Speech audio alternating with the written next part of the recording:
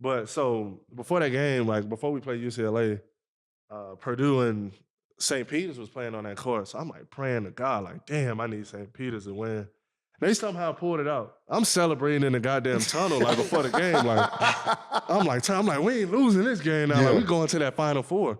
So then we play St. Peter's and beat the shit out of them. man, that was the worst team we played all year. St. Peter's was the worst team They we didn't played have all a chance. It made no. I don't know how they beat Kentucky. I don't know how they beat Purdue. Like it made no sense because that was the worst team we played all They year. beat the brakes off of them. The It break wasn't from the close. jump. I had like 20 and 20, and then I ended up winning the regional MVP and all that. So that was all good. You found out you played Duke. Then we found out we played Duke. I'm like, oh shit. I'm like, man, you talking about the most stressful week of all time because he'll tell you like when you play Gotta Duke, be. it's media the whole week. Oh, I believe it. It's like Fucking nothing you ever stress. seen. Like when we get transfers, they like it's hard to like fathom like we doing media like a week before you play the team. Yeah. So man, you talk about a stressful week because it's a little bit longer than a week because it's the Final Four and you play Saturday, Monday. Mm-hmm. So man, we just waiting like, damn, I'm stressed out. Like, bro, like this the biggest game in Carolina history. Like Yeah. For it sure. all comes down to this. You playing Duke in the Final Four to go to the championship. And it could possibly be Coach K last game. No, it is Coach K last Coach game. K last Yeah. game. You stressed. Listen, Stressed all week. Like we not Stressed. like you anxious as hell. Like, bro, like can this already hurry up? And like even talking to some of the Duke players, like they felt the same way because it's like it's a build up and you know everything is at stake. Like all the bragging rights and the all bragging rights. because Duke and UNC have never matched up in a tournament ever. I can only imagine what that week looked like. You done with school now, right? Yeah. All right. So, like that whole week, Mhm. are you going to class? Like, are you worrying about class and like all this other stuff? Because I'm worrying about the game. Shit, they damn near canceled school.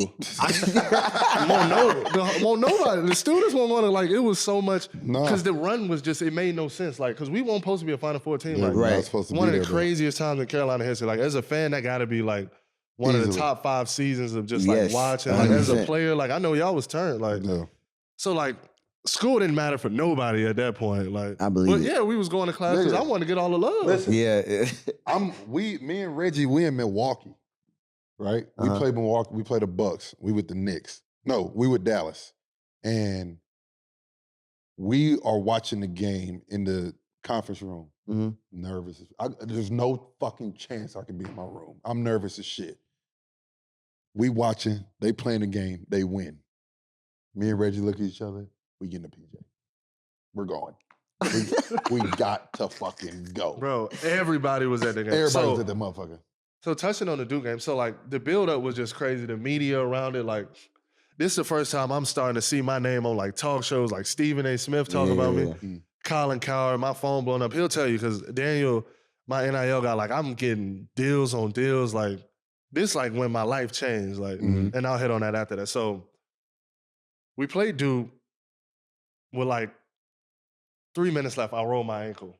Fucking rolled his fucking ankle. Damn. And I'm like, it's broke basically. Like I broke my ankle. Like it's broke. And I'm like, damn, like. So I try to return to the game. I think I returned. I can't remember. I went back in the game, You right? played.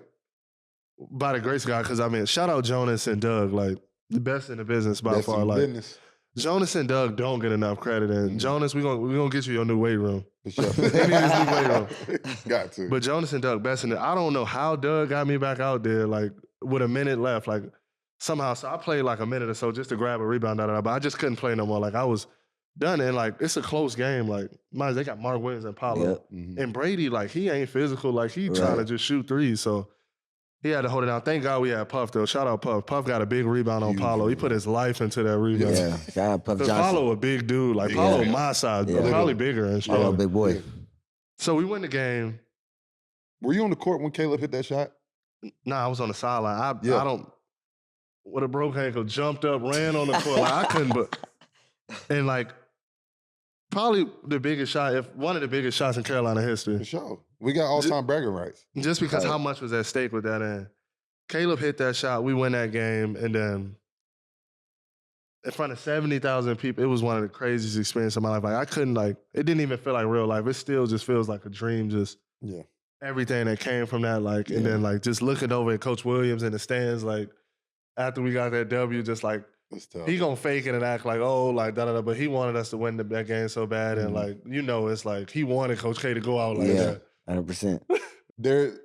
You kind of understand it after the fact. Yeah, You guys carried such a huge burden that night. For y'all to win that game, that is huge. I mean, for y'all, like, how was that? Like, just in the league, like that's what I'm saying. Like, y'all represent, bro.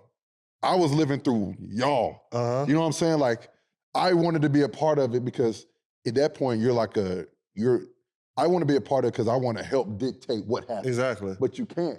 We got to live through y'all. So it was unbelievable, bro. It was big time. It was insane. Like just like going on social media, like, bro, I went from 70,000, 77K to like 140 in like a day. It was crazy. Like RJ went up to 100K. Like he had like 40, 50K. Caleb went from like 200 to like 300. It was wild. Like, because it was one of the most watched games in basketball history. You had to watch it. I can't remember, like, it was like top 10 all-time watch game in basketball history, like dating back to like Larry Bird versus Magic Johnson. Had to watch like, it was one of the biggest games of all time. Like LeBron tweeting about it, all that. Like, we still college kids, so we like, it was crazy. Like, we get to New Orleans for the Natty, right? Yeah. Me and Reg fly the day of the game. We flying in, flying out same night. We go to pregame meal, me and Reggie. They're like, it's Mondo playing. We got to check his fucking ankle. Me and Mondo in the fucking back playing one-on-one. Yes, I remember that. Me and Mondo's in the back playing one-on-one, testing his fucking ankle. And it was no way I was playing. I was like, I'm over here going, I'm like, if you can guard me, you can play. Yeah. I'm going right by this.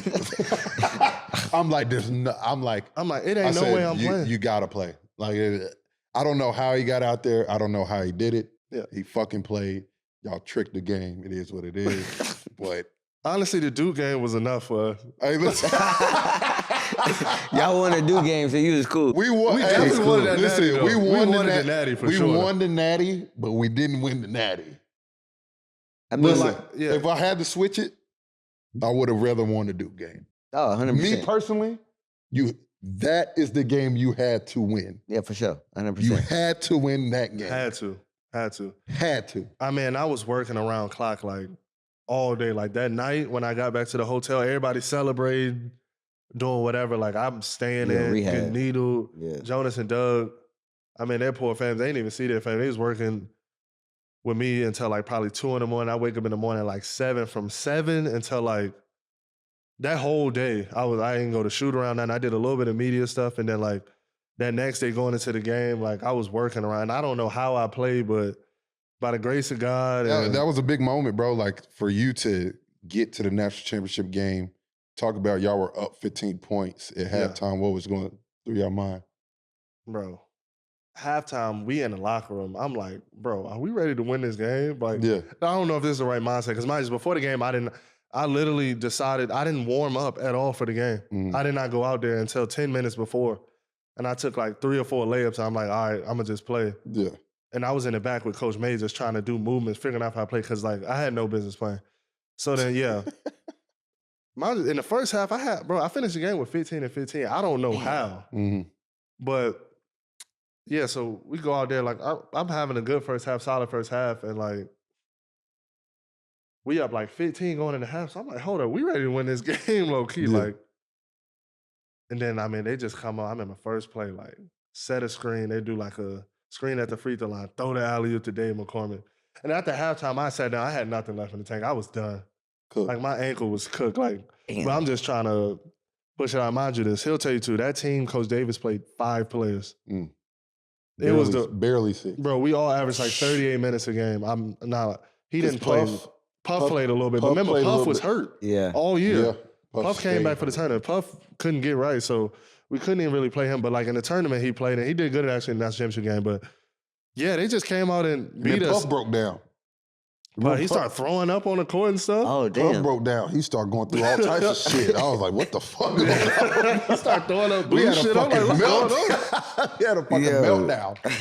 So then, yeah, we had a complete meltdown. But even then, we get the lead with a minute left, and then boom, the infamous play. I drive the ball roll my ankle again. Like, something funny happened with the floorboard. I don't know what happened. I should sue the NCAA for real.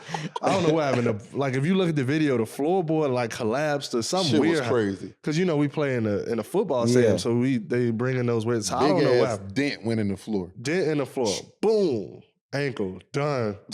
Cooked. And we was one rebound away. Damn. Dave McCormick got the offensive rebound when I was out, and they scored, and there was clips after that. And I mean, you go from being on such a high, like beating Duke, to losing. Like it was terrible, man. Like we was sick, but like we was sick. But what was encouraging to help us get through it, the fans was like so hyped that we beat Duke. Like they like, oh, like it's all good, da da da. And like we go back to the Smith Center, and it's 20, 30,000 people there waiting for us, and like we felt the love. But after that national championship game, like me going out there and playing and putting my life on the line, well, not life, but like putting my body on the line, like with everything at stake, like it changed my life. And like Carolina loved me forever after that. And then that's when like the deals started coming in, and like my life really started changing. And he'll tell you like, I mean, I started getting crazy deals. Like you talking about 6-figure deals, like stuff like that. Like I was like, this is crazy. Like, cause you go from being like a broke college student to the Outer Banks. I was in Outer Banks, like that show. Elite show. But you that's seen just Outer show. Banks? I ain't seen Outer Banks. What the fuck? It's like it's the number one show in the U.S. Like every time it drops, and like I watched the show too. But that just show you how crazy the Carolina family is, because like the directors, the people who created the show, went to Carolina. Oh shit. So they hit me up like, "Yo, you trying to be in the show?" And I'm like, "What?" Like I didn't know if it was like real or not. Da da da. So I'm like, "Hell yeah, I'll be in the show." And then I do that. Go to the Kentucky Derby. Like It was crazy. got a horse named after me, and like so many different deals came in. It was just a crazy time. Like, and then like I started to go places. Like people knew me for sure. I was definitely recognizable, but like I couldn't go nowhere without like anywhere. Like I went on a vacation in the DR, and like was getting stopped everywhere. Like everywhere in Carolina, Miami, LA, everywhere I went. Like even still to this day, like I'm still somewhat living off the popularity just from doing all that. That's crazy. And like it changed my life.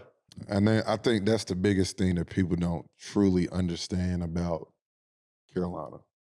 Like they truly don't understand you win. That's why they get so pissed. Yeah. And that's why we were so hard on y'all. Yeah. And we would tell. And I didn't realize that. We would tell them like, bro, just take it serious and win. You will be fucking win and fine. take care of everything. You don't have to worry about nothing, because Sean May and those guys told us. They said, listen, you win a national championship here, you don't got to worry about shit no more. You don't got to worry about nothing.